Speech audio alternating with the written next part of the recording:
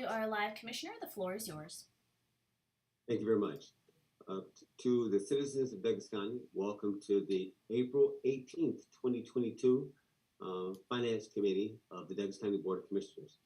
My name is Kelly Robinson. I am the Vice Chair of the Board of Commissioners and Chair of this committee, as well as Commissioner of the 2nd District. As is our role, we're going to go ahead and get started. We've got a pretty moderate agenda. It may be a couple of topics that may have some depth to it, but nonetheless, we're going to be sensitive to everyone's time and get through this agenda.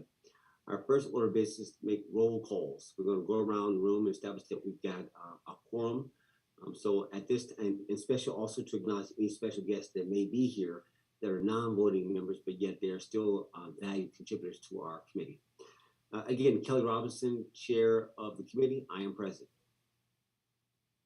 Ann Jones Guider, I'm District 4 Commissioner and Vice Chair of the Finance. Frederick Perry, Deputy County Administrator, present. Tiffany Stewart Stanley, Assistant County Administrator, present. Good afternoon, Rosa Miller, Finance. Thank you, Ross Miller. So that means that's all 5 of the voting members are present. We do have a quorum. I do want to acknowledge maybe some support personnel that's out there or partners.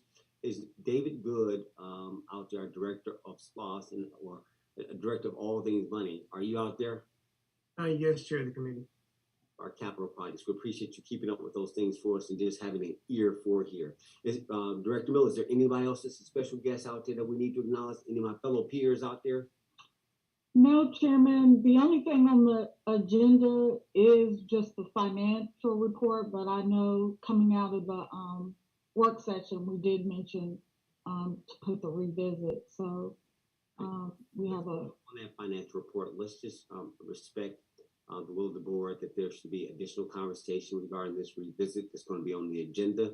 So Vice Chair, if you're okay with, let's let the Deputy Director, Deputy Administrator and Assistant Administrator brief us on perhaps where we are, so we can have a committee level conversation regarding this suggested budget amendment, so that we can make a recommendation back to the full board. As you know, you don't lose your power. Whatever position you take here, you still can change your mind 12 times and 12 times before you press the button tomorrow. But nonetheless, I want to make sure we reconcile, because it is my understanding that there was some misaligned reports. And so as Chair of Finance, I need to know what happened. How do we fix it?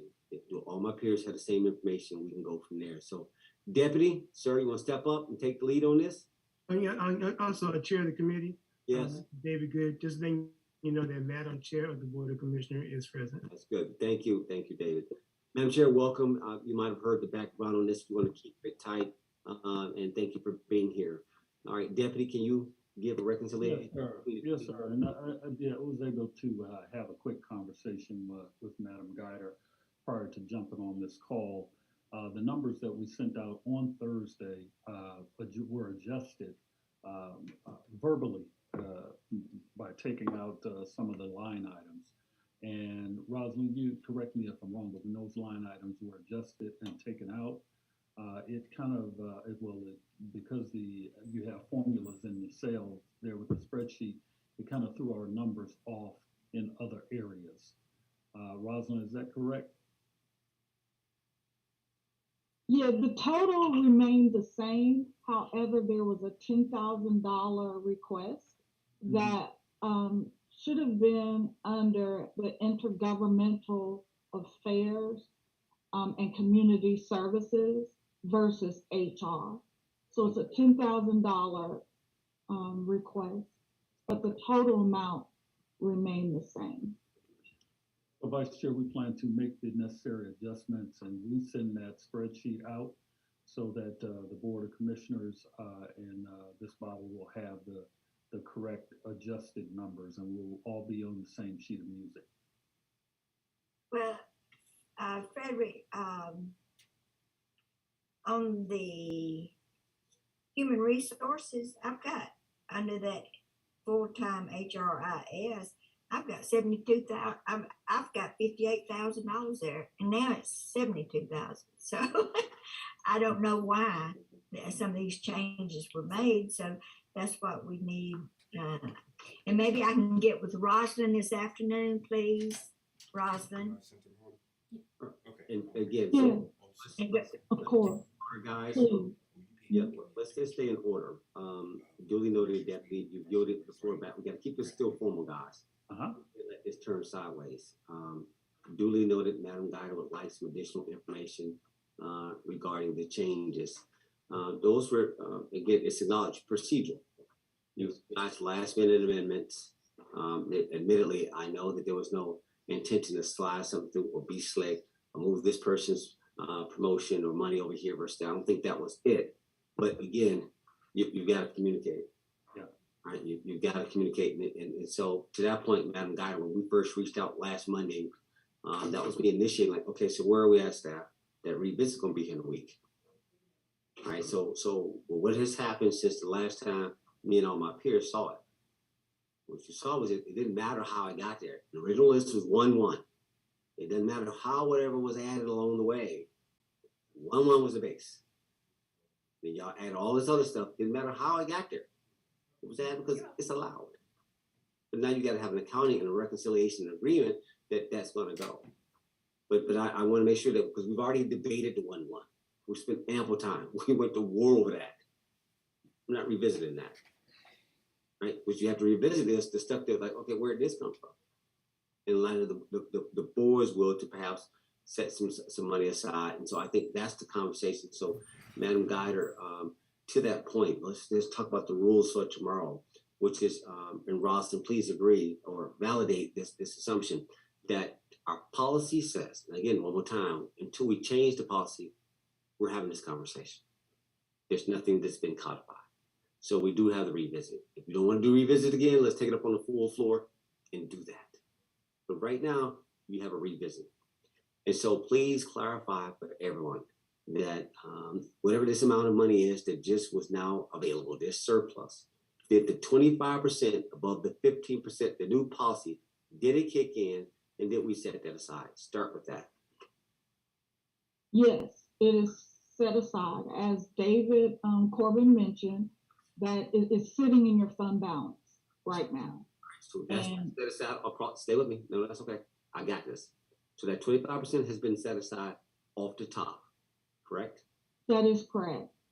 My second point, and Madam Guider, is that, okay, we recognize, and this is what I really wanted to get to in this committee, that again, you have this, what I want to call, this 10% salary increase. Whatever we did, 10%, 5%, whatever. And we used the COVID money. Now, no direction, I'm not going to say I told you so. My point is, okay, how do we make a path forward? You cannot do nothing, or you can discipline yourself right now and perhaps put another 25% aside right now to deal with that balloon that's going to be coming. Now, in what I know, and I'm okay with whatever the board chooses to do, it's a math problem. Last year, we laid out a 10-year model. We chose to go with the 2-year jerry rig with COVID money, like, okay, like, guys. But okay, I get it. It was easier. Everybody understood, like, okay, that ain't gonna change. You want to have to deal with this. And it bought you time. And I think that was like, okay, it bought you time to get used to it. But unless you discipline yourself, that balloon go hit. Because you got to come off that and make up for it. There's no right or wrong. Now, again, military, you had a couple of options. You could have took it off the top, like military. You didn't have an appetite for that. Or you could have disciplined yourself now. Or you didn't. We chose to do what we did. We're together. It's not an indictment. My point is, Madam Guider, all right, I'm okay up to a 25%. Can't go beyond that, but up to another 25%. Y'all got to start discipline. Now, this is small money. It will matter when you set that millage rate at the next meeting. You can do nothing now. Meaning, just go with what you got. But at some point, you got to set aside. So you set aside for this. This is your baseline, or when you pay for that budget in about 3-4 months, when you see what the real growth is, that's where that should be coming off of, your new growth. Remember, I've always told you, set your budget based on new balance, your new growth. I've told you that for 5 years. Well, here's where you'll need to really discipline yourself and say, okay, guys, set aside some money. Whatever the new growth is, take some of that and set aside for this going forward. So it's only your growth. It's only going to swing based on the new growth. It doesn't fix you. It doesn't obligate you.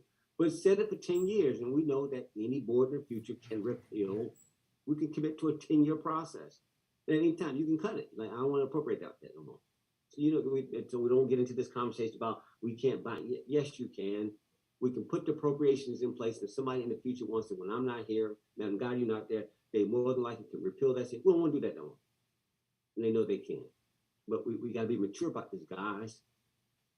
Like, if you do not want to raise the millage rate, you better discipline yourself right now and act like you can make a critical decision right now, today. Because when you get on this thing, it's gonna hit you. And I agree. Don't put the people at risk. You've got ample cash. Question is, are you gonna do what's right, or are we gonna melt down in meetings? Now, Madam Guider, pick a number, 0 to 25%.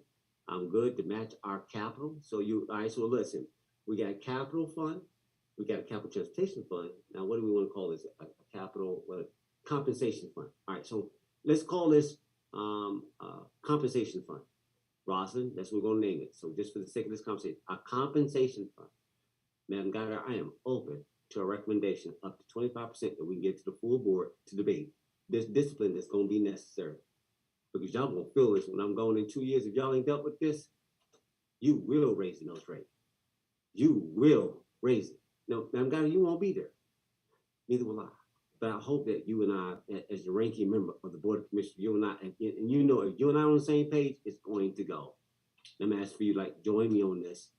Let's not just talk about they're gonna do what they want to do. No, I ain't gonna let them do, but I need your support. We have to get this right. And we have to make a recommendation to make, like, guys, act like y'all know what y'all doing. Don't try to kick the can on this, because you will feel it later, and perhaps at a time when we don't necessarily have to. You have the cash. We're not broke. We have plenty of liquidity. You're good. Just make the right decision today and you'll be fine. So I yield. Madam Guider, won't you weigh in, please?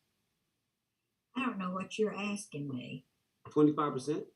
25% what? Set aside off of set aside 25% of this revisit, or any time to match our capital above and beyond, just like our capital policy, match it for a compensation fund. In other words, set it aside off the top. Set 25% off the top, above and beyond unbalanced policy. So just match our capital transportation fund, match that, to set that money aside so that we're not exposed to a balloon in 3 years, that we can begin to address it and set aside money that's necessary. Else, you're just going to your fund balance regardless. You'll start burning down your fund balance without necessarily having to. So then you'll go back on TANs. I mean, you still have cash, is my point.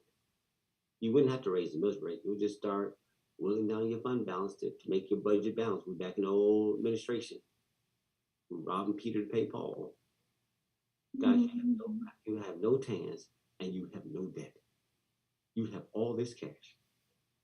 And you're just sitting there and it's like y'all don't know what to do. The point is set some aside to deal with this balloon note that you know is about to come. So I'm asking you to join. And if not, Rosalind, let's do it this way. Rosalind, do you understand what I'm saying? By way of setting aside this 25% or some number up to 25% to deal with it.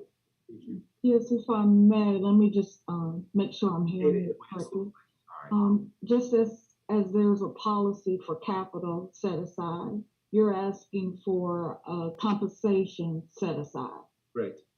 So you'll have in your policy a capital, and then you'll have a compensation. Yes. So as it states now, you had 3.7 million set aside for capital.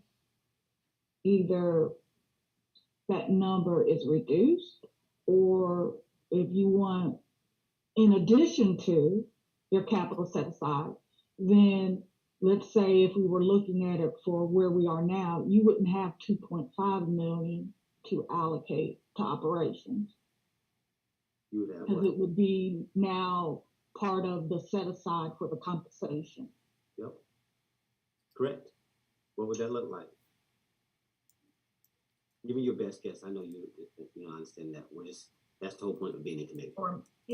I think we talked about 4 million is what is going forward with salaries.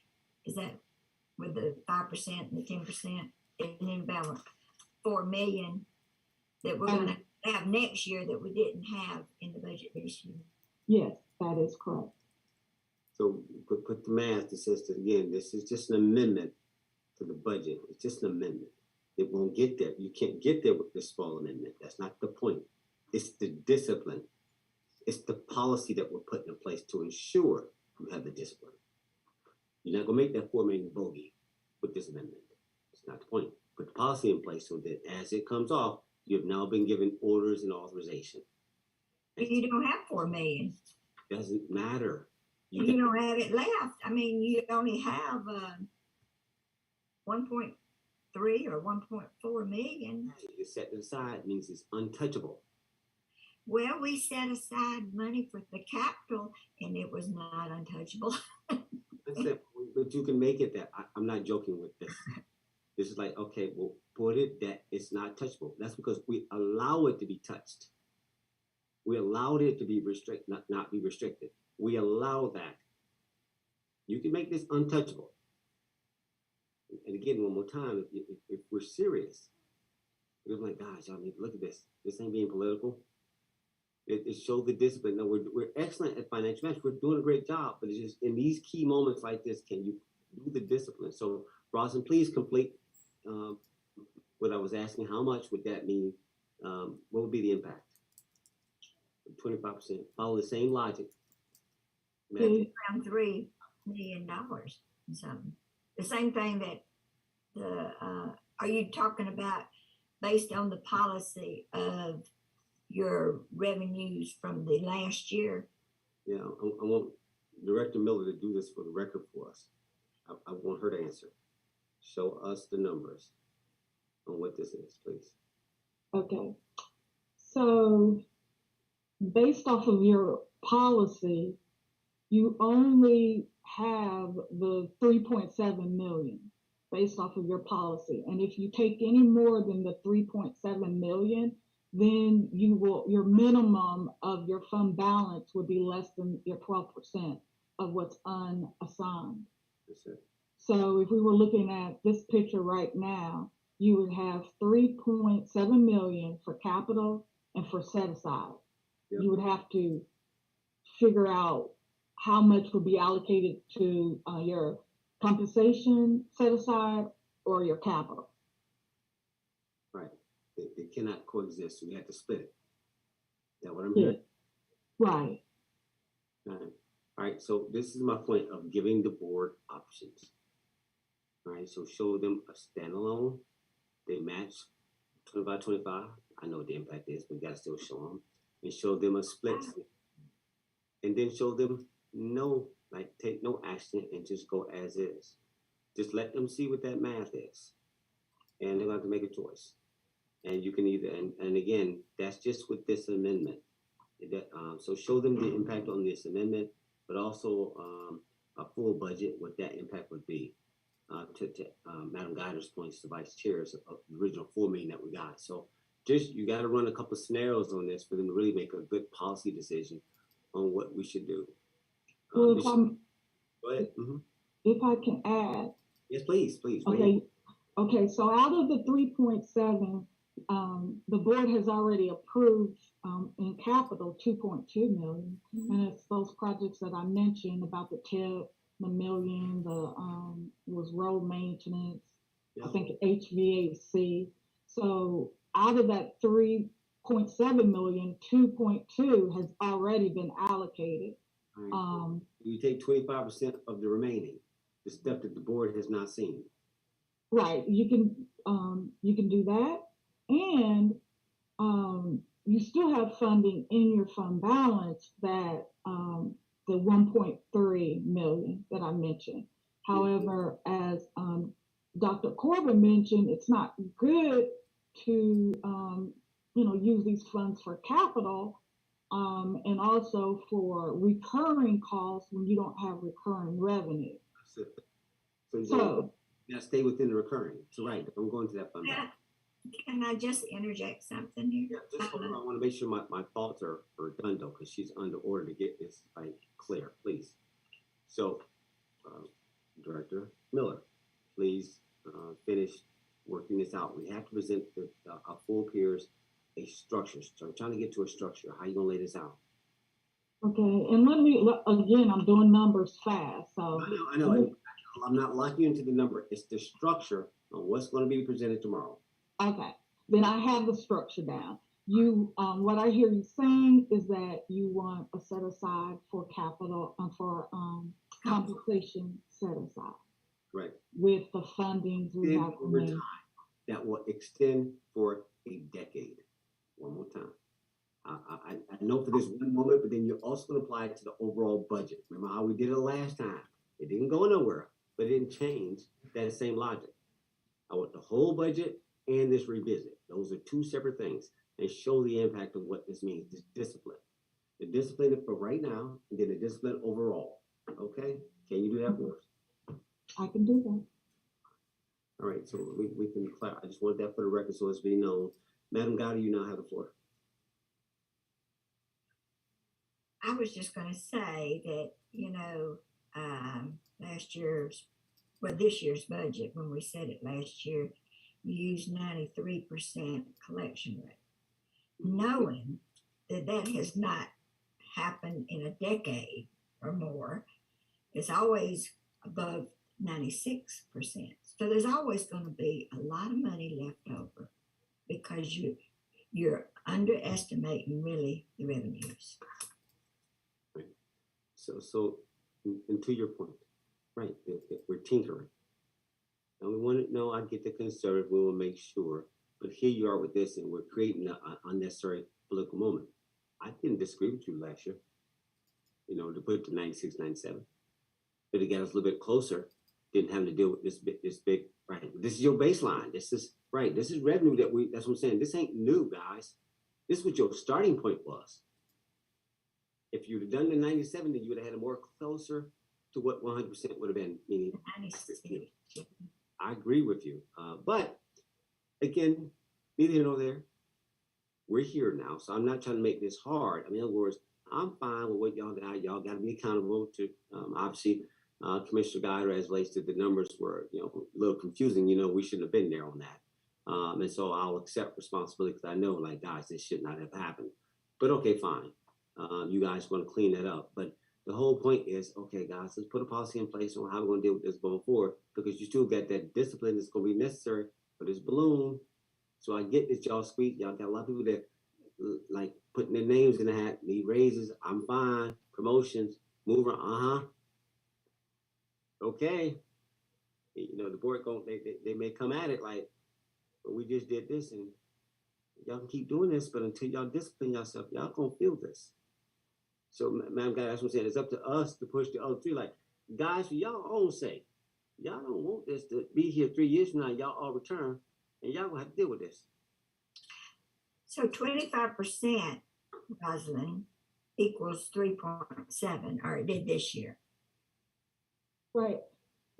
Right, but Set it's aside for the transportation capital, right? right, and it's right. Yes. So 25% is what we have to shoot at in order to make up the 4 million. It's going to be 3.7. So 25% for the the compensation set aside. But of course, that just reduces the amount you put in fund balance. But as I said, hopefully next year, y'all will get away from this revisit. Because once you set your budget, you know where you are. But when it keeps moving, you don't know where you are. And set the budget based on a more realistic collection rate. And I think it will iron out. It'll iron out because you'll have more money or revenues anticipated to set your budget with. But in the same time, set aside another 25% that cannot be touched by anybody, just for the compensation balloon that's going to happen. We got 4 million this year. I mean, coming up. This year, next year. I mean, and then another 4 million the next year, because we're duplicating what we're doing in the ARPA funds. Yeah, that'd Yeah. be fun. No, I appreciate your comments. I want to make sure we capture this. All right, so put down also an option, Ross, and just take this because it's be in the meeting minutes, which is, you'll translate this for me. I'm going to follow her logic.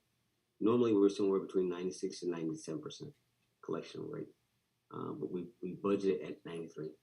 So let's do just like with our annual budget, which is what 99% or 98% of the prior year. Let's just say that okay, if we have any excess revenue, that up to like let's say it came in somewhere between 93 and 96, all that goes into compensation until to be determined. There will be no revisit. It goes straight into that bucket. There will be no, it's revenue. It's recurring revenue that needs to match, so you get what I'm saying? So it's the expense component of, you get my point. So I want to put that down as an option. I'm going to acknowledge Madam Guyder's point. No revisit going forward. Now we're in play right now, but I'm saying, like I said, next year, nothing. So I think we may be getting there, Madam Guyder. We're going to visit this budget one time in the fall, and we doing this. All right, y'all heard that, Madam Director Miller? You got that? I do. Put it down as an option. We will discuss it as a full board. It doesn't obligate us per se. And Madam Guyder still she gets take whatever position she wants to when she gets to the full floor. But I want to make sure we capture it because I actually like that. All right. Any other ideas, Madam Guyder? Keep flowing. Learn to say no. We've got to learn to say no. And the department heads, the elected officials, they've got to know that we have the right to say no because it's our job to set this budget. All right. All right. So that we got this one part. Now I want to ask you, Madam Guyder, come on. I really want to hear from you. All right. As relates to our peers, the coroner to the sheriff, doesn't really matter. Anybody's elected beyond the 5 of us. And we'd be including us, of course, but just elected. When we give them their budget, do we give them the power to move around their budget? In other words, when they come up short, like with the sheriff, who says that, or just like even with Keith, right? Transfer station, that Republic is going to go up. Okay, fine, contract, they're passing through their inflation.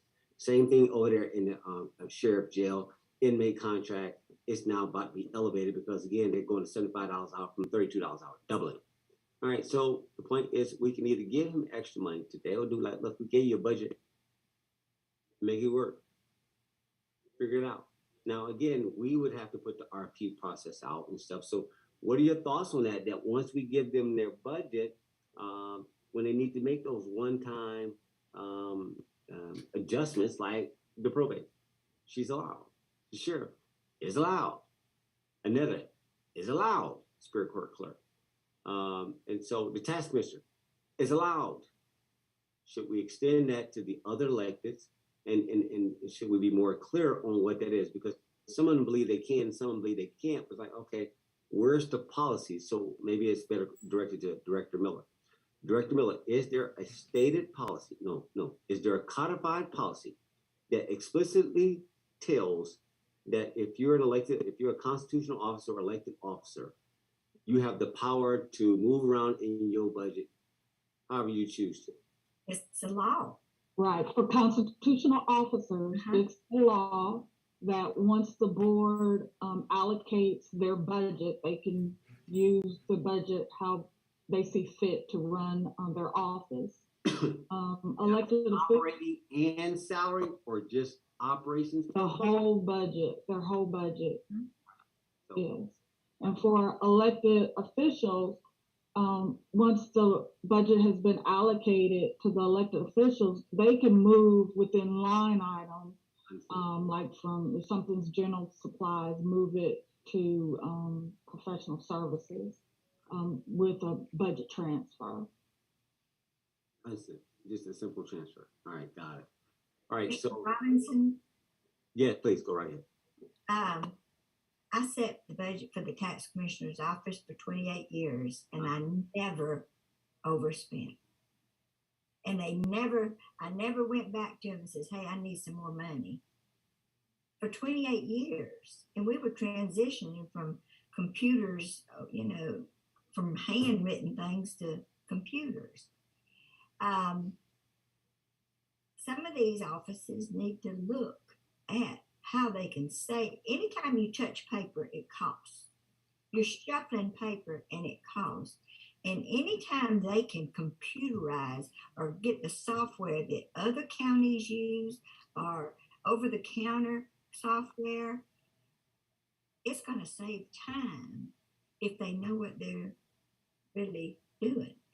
But you don't need to shuffle paper around. The more hands you have, the more it's going to cost you to process.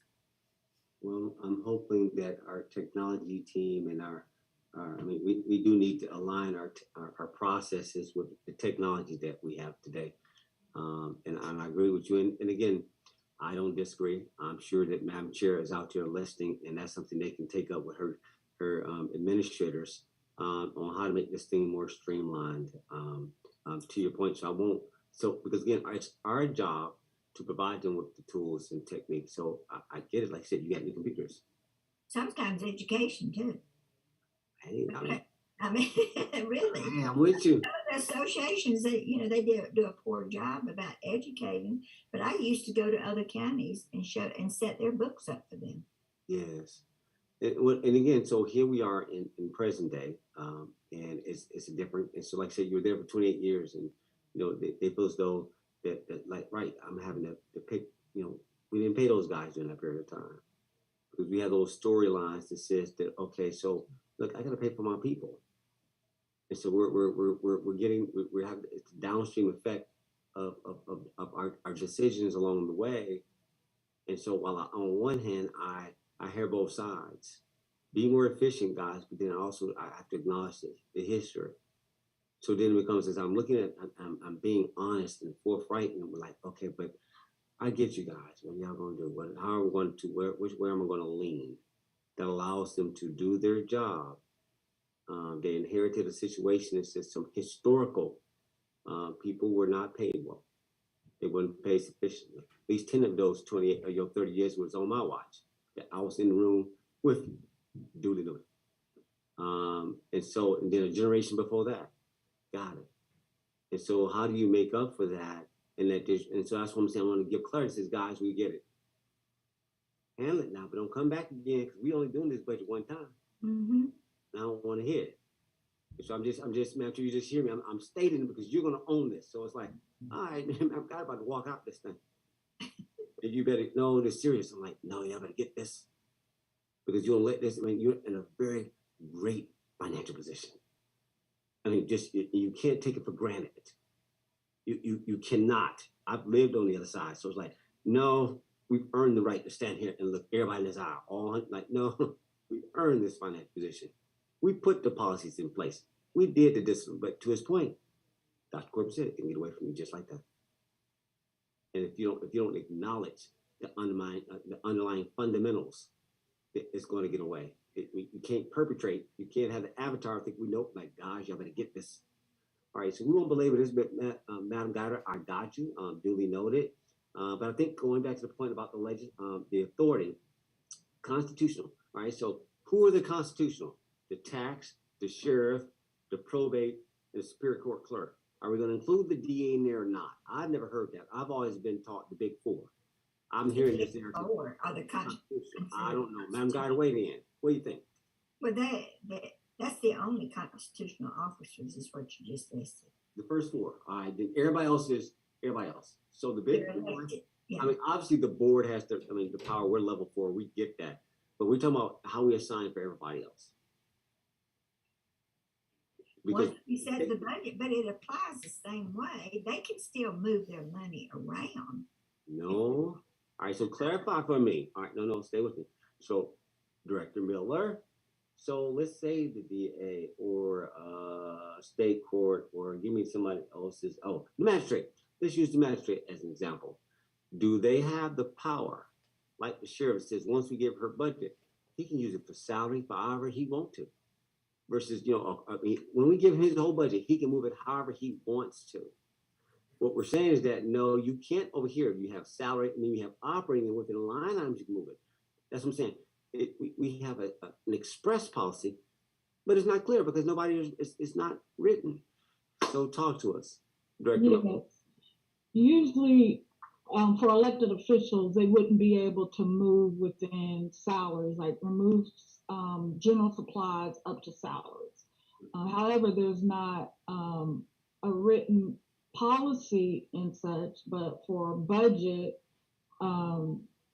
it's said that you can't move from general supplies to salary, but constitutional officer, they would be able to. They would be able to remove money from their general supply line item up to their supplies.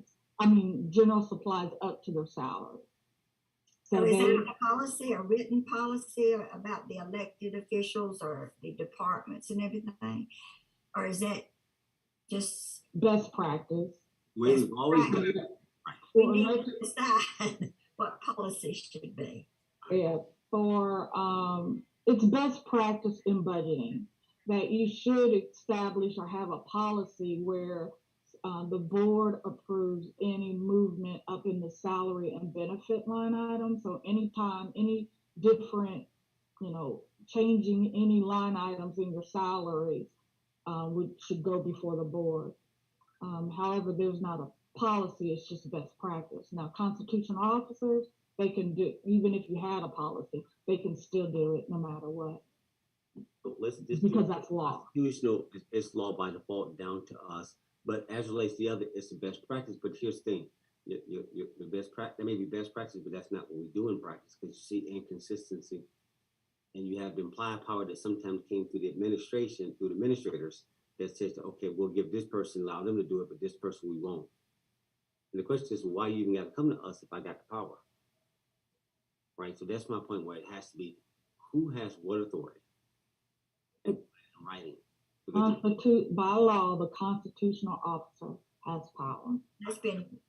They can ask for their whole budget. If one of the constitutional officers, if their whole bottom line budget is $1 million, they can ask for their whole budget. That's it. All right, so stay with me. I'm with you. Now we're talking about everybody else. It's my point. Okay. So that's all we're talking about. Everybody else that says, okay, what power do they have? You're saying within the island. They don't even know that. It's not. It's a best practice. It's not a policy. It's not codified. That's what I'm trying to push, and I appreciate our county attorney, because I know I'm coming. Like, some of this needs to be clarified. So that's the part that he's aware of. Well, I'll take that back up as a again, that just needs to be written. And so, can we come up with a recommendation? I mean, let's put your best practice in play. Send it over to them. This is the best practice. The constitutional officer take the law for the constitutional and the board, as well as whatever else for the other electeds, and let's put it in writing. The only thing that I would like to interject here is some people think they can hire new people without coming before the Board of Commissioners. That's another scenario because it affects subsequent budgets. Oh boy. Oh boy, oh boy, oh boy. Yeah, people show up and like, okay, where'd that person? Most people, they abide by that rule because that's been the rule for as long as I can remember. But any new hires has to come before the Board of Commissioners because of the effect on subsequent budgets. All right, so to this point, so there's a budgeted item where you can create. We said you have 5 people, and whenever you bring them on, but we're aware because there may not be a contract that comes before the Board of Commissioners. So there's a certain level that says, okay, let's just say manager and above must come before the board. And everybody else, now again, I know that's different across all the different things, but management, leadership. But anything else below that, we don't need to see that. Now, I think even the constitutional officers have to come before the board if they're going to add to any subsequent budget. All right, but again, one time, do they have the power or don't they? I don't think so. And I've checked with ACCG on this. Yeah, they don't have the act to increase their budget. Like if it's set in ordinance that their budget's $1 million, they can't add $200,000 worth of salary costs. But they can allocate within their $1 million to give someone a $200,000, or adjustments. Yeah. Existing people. Right. Yeah. But they They're can't. not supposed to hire new people because of the domino effect. No, and I get it. Again, one more time, let's just be honest and tell the truth on what the policy is. We're saying it, but it's happening all along. And I'm like, okay, put the policy in place, and then you can enforce it, because until then, we're just protesting. We're just protesting. But you can't stop it and move forward. What prohibits it? Well, I think ACCG has already covered this. I mean, I talked to the president of the association, and because, we have that problem here sometimes. And he said they can't do that because it's going to affect subsequent budgets. So any budget setting has to come from us. All right, so it's happened. So you're saying that the people that we didn't see, you want to go, you're going to fire them? You're going to take them off the grid? What my point is, put something in place and make sure people understand the impact. But they have positions, allocated positions, and they tell us to begin with, and then if they add a position, then they've got to come before the board. Right. So we're acknowledging, so pay attention. Something's going to get grandfathered here. I'm making my point because I'm not going to go back to the past. It's already happened. Doesn't matter what the president said. It's already happened. We're doing it now. You got stuff on the agenda. So the point is, so what are we going to do? There's no policy that, okay, but where's our localized? Show me. And where are we adhering to this? And let's let this board affirm that position, because right now we're just talking. Until we collectively come together as a collective board, that Mississippi gonna keep moving. You can put a sandbag up, or you can put a levee, open that levee. But this Mississippi is moving, and that's all I'm trying to say. Okay, guys, what you gonna do? So right now, all right, Rawson, put that down, please. To her point about adding new positions, that any new position I want to add, I'm amend to that, above a certain level must come before the board. So there's two parts. Any new position that wasn't part of the original budget process, any new position above a certain grade or a certain level must come before the board. Now, Madam Guida, is that going to be for contract as well as merit that we don't even get to see sometimes? What? Wait a minute. I think you're misunderstanding what I'm saying. I'm not saying at a certain level. I'm saying in every office, any new position has to come before the Board of Commissioners, because each office is assigned so many positions. They can, hire and fire within that position, but if they want to add 2 or 3 personnel, because of the effect it has on subsequent budgets, they have to come before us to get that approved. No, I didn't miss it. I'm adding to it. Both views can coexist. So this is what's called bipartisan. No, I heard you very clearly. And I'm saying, okay, and I'm thinking that, okay, on top, so it's just a provision. That's why I said, okay, we can strike it up or down as a full board. It was like, because I don't want to see everything. That's too much to control. You pay them too much money. You pay them way too much money if they don't do right. I got to micromanage every decision. So at a certain level, I want to know who they giving the real cheese to, who they spotting. I want to see that. I want to see how this thing is spread out. But I ain't got time. We don't have time to sit here and manage every decision. That's why you have chain of command. That's why you have authority. Let the people go look at that stuff. Right? Look, we ain't got time for that. I know it, but that's why when we have a salary study, they look at the positions in each one of those departments. Okay. And we used to have set positions for every county office. I don't care if it was a constitutional officer or whatever. And if they wanted to increase their staff at budget time, that had to be brought up at budget because it was going to affect next year's budget. Well, what time? Again, I understand what has happened in the past. You know, I've got a great historical line. You know, we didn't do that during this year. We didn't do that. We did what we wanted to do because we was the board. We either allowed it or we didn't. It's inconsistent is my point. So here's a chance so we can clean this up. So it's not just this administration like, no, that's not what this is about. Please don't, let's keep it clean. Oh, I'm not saying that. These are the policies set by ACCG during the training. Not our policies. We have to adopt them. I mean, again, they don't govern us. They're an association that reflects they're our lobbyists.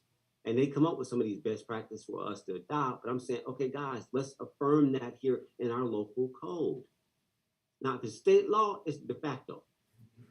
That's ACCG. That's what I'm saying. No, stay over here. It's just. So I'm saying, all right, I want to stay on task. It says we've acknowledged what she wanted, which was any new position. My point was my condition as part of what we will debate is to add it above a certain level. And we'll just leave it at that. Those two positions for right now. So they both get to coexist.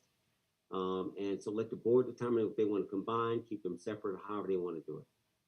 That's bipartisanship. We both get to coexist. Neither one is no less than the other. All right, so I want to keep this going because I don't want to get long here. I want to bring up one thing regarding, again, my expense report, which you guys know I take very dearly. But I'm going to address it right here in the Finance Committee because it's something that politically, while it doesn't bother me, we know how it got started, and I'm not going to go backward. But what I am going to do is fix it right now because right now, Commissioner from the 2nd District gets a $6,542 car allowance right now today. Now, one more time, back to policy. The district commissioner isn't eligible for one. This is my point about policy.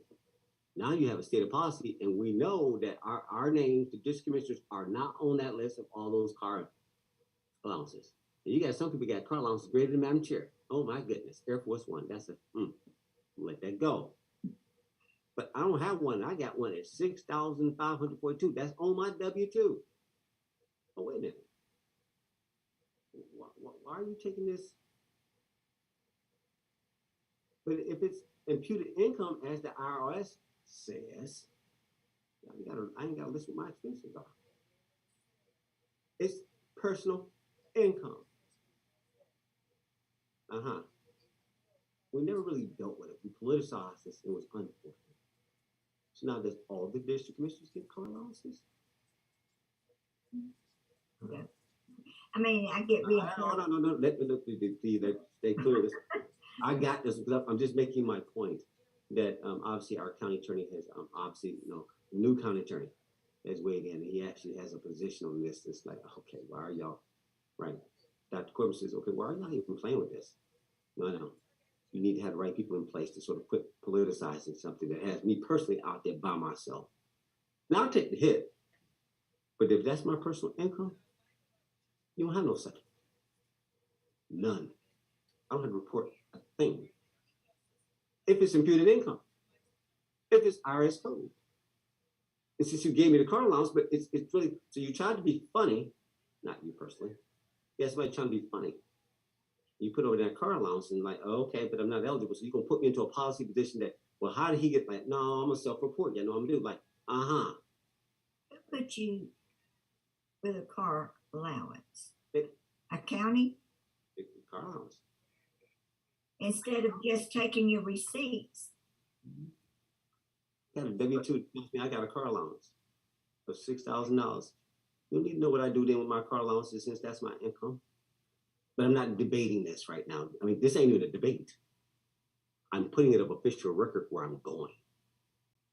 There's no input required. Because then it becomes like, I'm an elected official, so I got to put on the table like, oh no, y'all gonna fix this. Oh no, y'all gonna clear this up. So this administration is gonna deal with this. I'm not gonna debate anything, but my point is look how the treatment of citizens. Now I can stand up for myself. knowing that this was wrong. This was sloppy. It was inappropriate. There's all those things that for the past 2-3 years, we just like, Well, he don't like, I just let it build, let it build, let it build, let it build. But now you're gonna fix it. And I needed the right county attorney to be in there to do it right and not politicize this thing and take a position. As a matter of fact, if it is business related, then you owe me all them taxes that y'all done took out. Rosin has already calculated that. We already went to the auditor. This is not a debate. Our auditor actually took a look at this and weighed in on what this is. Like, well, yeah, based on this, there's how much perhaps you would go look at this. See, this is my problem sometimes with the administration, that we're inconsistent.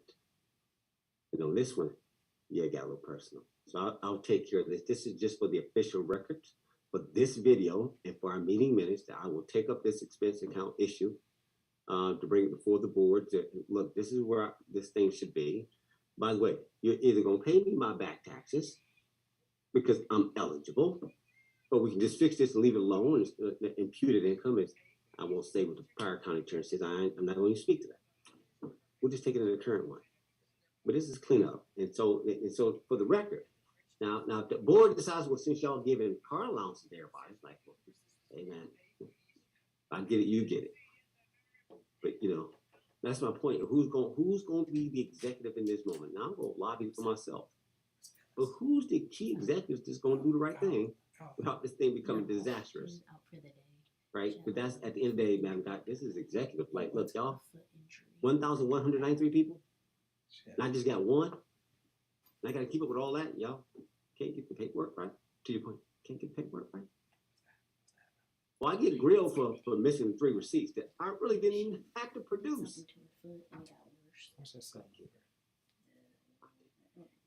But it's time out for that. It might more say stab shenanigans. Let's just do what's right on this one. And so I will take care of that. This is just for the official record that I said I would bring it up. And so we don't have to go long on this one because, again, it's my personal too. It doesn't require debate. All right. So that being said, is there, Madam Chair, you out there, you got anything else you want to add to this? Because I'm thinking right now, currently what I'm hearing is that Rosalind is going to reconcile the list that we have for the revisit, separating the original 1-1 from what's current. Then you're going to come up with these options perhaps for a set aside as far as for future financial considerations regarding compensation.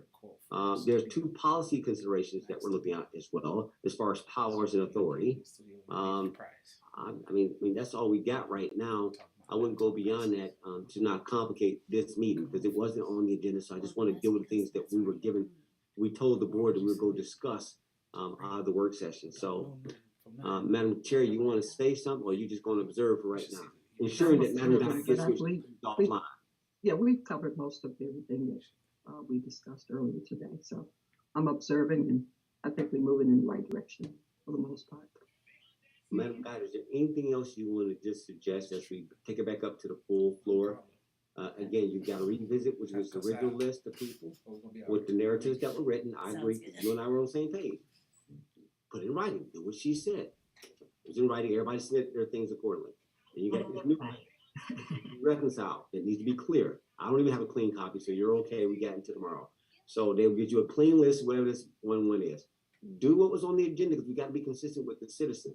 This committee is taking up recommendations, says, okay, but we need to consider loan stream effects on compensation. So don't abandon that. You have to reconcile the original list, the new list, plus what we're considering in committee, and be ready to present that those options tomorrow. Else, if you're not ready, well, you got to tomorrow night, so we should be okay. I wish we could have discussion tomorrow per request. Well, I'm sure it's going to be debatable. As everybody, I have a discussion for. I'm saying most of it is cut and dry. Okay? It is. But then there's some that's got questions that I would like to ask. Why are we doing that? Why are we adjusting it? Like one person said, they didn't put it in this budget because they put it in the budget prior for 2 vehicles. And so they only got one vehicle last year, so they thought it would roll over. Nobody that sets a budget has that attitude, thinks that way. You always have to start over with your budget. We've got a zero budget, zero balance budget. Right. Right. You No, always start from ground zero. I hear you. No, you're not. No, you see me giving because I'm like, I'm actually with you on that. I hear you. I'm just gonna sit back. That's the administration, because we really did debate on the original list, and we went round and round. You know, we got pretty animated. So I'm at peace with what that was. It's this new stuff that should have the same amount of scrutiny, and primarily, you know, again, the administration pushed those things through. But I mean, we need what we need. We do know we need certain things that need to get done. So I mean, I can pick on any one thing and beat up on it. Just not my thing. It's like, just put the policy in place to sort of like fix this going forward. So to your point, we ain't got to deal with this. I don't want to sit with you. I don't want to do a revisit. Okay, well, guys, put that on the floor. Make that a policy position. Y'all take a position. Vote yes, no. This goes away. It goes away next. I mean, I've talked with Frederick Perry about the need to have classes on how to set their budgets for the department heads. Yeah, with that new finance, I mean, Rosalind's doing a good job. Again, we know we're borrowing her, by the way, since we're in finance. We can't talk about public because it's a contract per se, not necessarily a person. It's with Terminus. And so we know that 6 months is about upon us. And we don't have actually an adequate candidate, which means, by the way, hint, we're going to have to extend that contract or have consideration. Now we're going to. We need to put before the board consideration to extend that through the end of the year at some future meeting.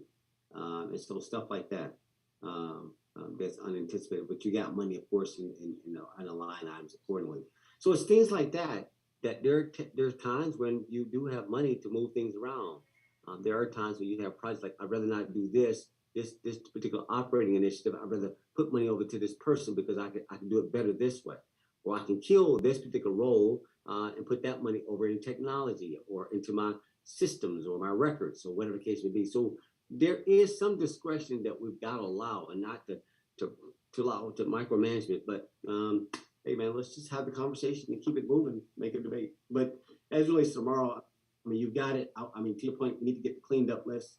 I hate the confusion. I don't think this one was intentional. But guys, let's clean this up and make sure it's clean tomorrow. And them guy, you always can have the conversation and bring it up. I'm fine. Well, maybe I can resolve some of my questions. Yeah. Rosalind, They owe you that. Yeah. And I was trying to do that, but I assumed I had a narrative on everybody, but I didn't. Anyway. All right. So, well, there's a suggestion that we perhaps may need to go into executive session for one role, but we don't have a clerk, and nor do we have an attorney. Now we can wait till tomorrow and do this and take up executive session with the full board before our meeting. I'm hinting, but I don't have anybody to facilitate that with officialness. I think I know what you're talking about. Hey, I'm being very nice in how I'm doing this. I'm being smooth, but if you guys want to, I want to make sure if we can go into finance committee, that's fine. You want to go into executive session without an attorney and without a clerk? I don't know how other committees have done it. We've never done it in my committee, so I'm going to ask the question. You can do it, and I don't think we had an attorney.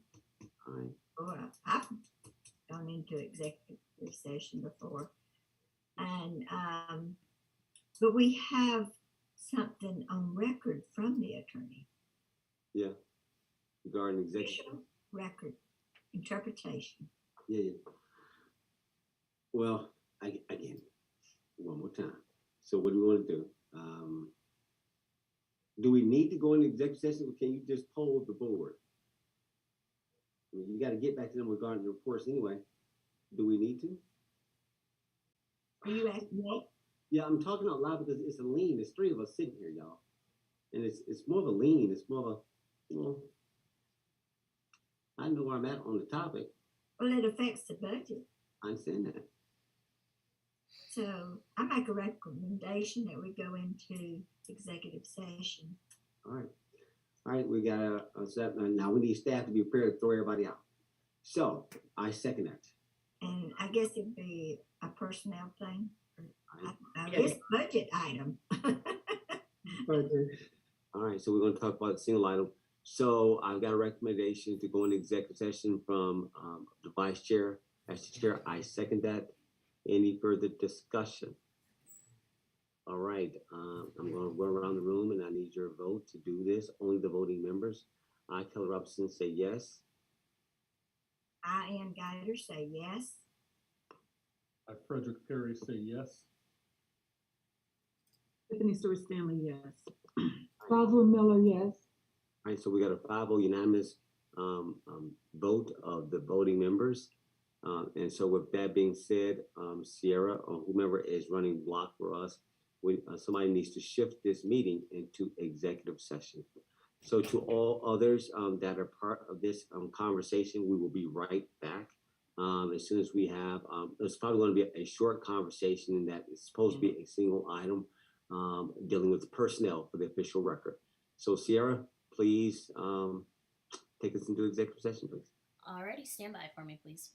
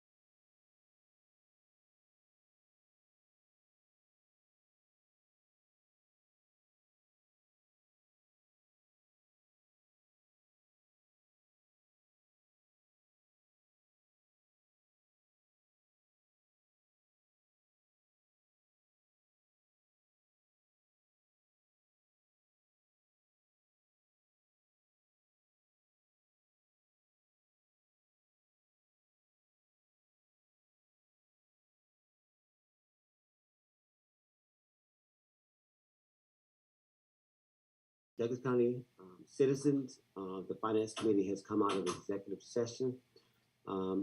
Director Miller, is there anything else that we need to cover? I know our normal item on the list, talk about the report. Is there something that we need to cover? Can we hold on this to our next meeting and just double up, Madam Guider? Because we need to give them a chance to reconcile what just came out this Finance Committee. Do y'all guys want to sit here for the report?